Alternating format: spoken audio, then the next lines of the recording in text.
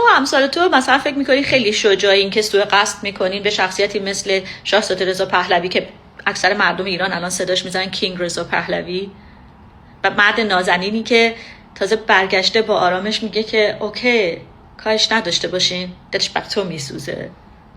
از شرافت و انسانیت یک انسان سوء استفاده میکنین و خودتون نزدیک میکنین بهش و رنگ پرت میکنین که معلوم نیست چه موادی تو اون رنگ هست.